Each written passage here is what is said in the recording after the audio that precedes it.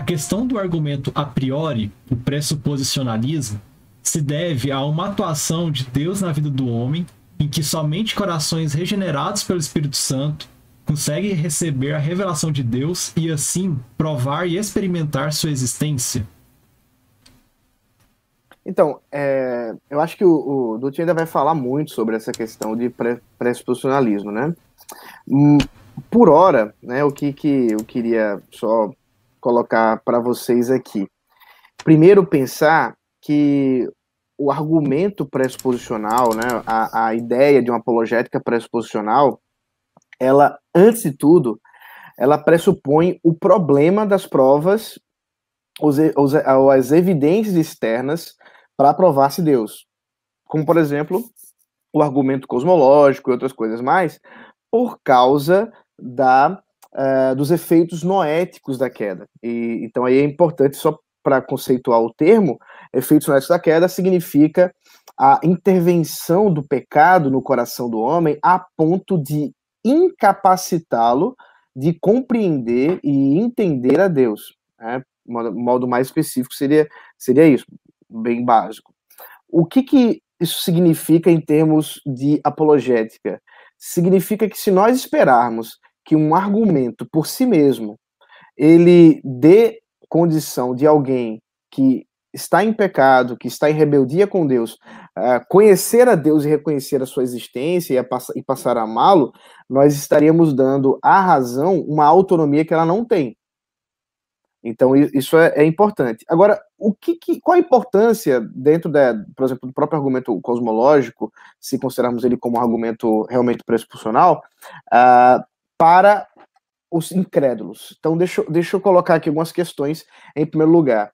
É importante observar que, apesar de nós não crermos que esses argumentos eles provem a Deus, eles fortalecem a fé do crente, eles dão condições do crente ainda mais ter a sua fé compreendida para ele mesmo, como nós já estávamos discutindo, mas ele também anula sofismas. Então, esses argumentos nos ajudam a, com armas espirituais, como Paulo mesmo diz, mostrar os problemas dos argumentos contra Deus. Das muitas falsidades que se levantam contra Deus.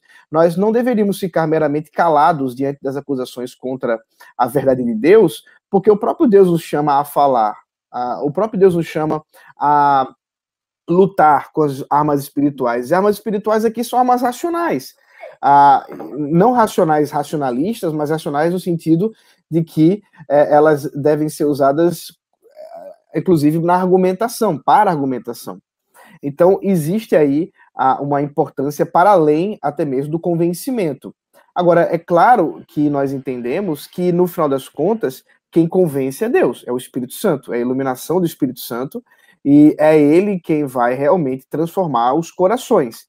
Mas isso não inviabiliza o nosso chamado para dar razão da nossa esperança, como diz Pedro. E para isso nós podemos falar independente da nossa audiência. Seja de crentes, de incrédulos eleitos ou não, aí não cabe a nós decidirmos, né? Mas simplesmente sabermos o nosso chamado apologético para tal. Excelente, excelente.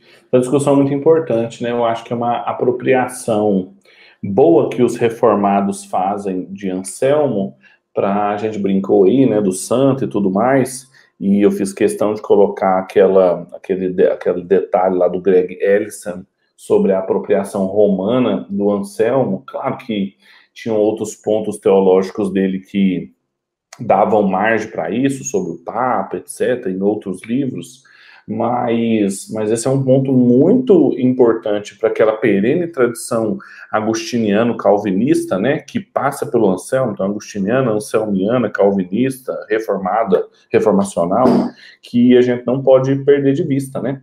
E que é muito importante que tem, e na esfera pública principalmente, tem um grande ganho para nós, assim, para quem está na universidade, para quem está, né, metido em discussões na esfera pública nas grandes mídias, ou mesmo no ambiente de trabalho, e até mesmo para nossa edificação pessoal, né, como o Ronaldo colocou, assim, de não cedermos às pressões da cultura, de começarmos a duvidar de pontos importantes da fé, mas colocarmos eles em dúvida, assim, né?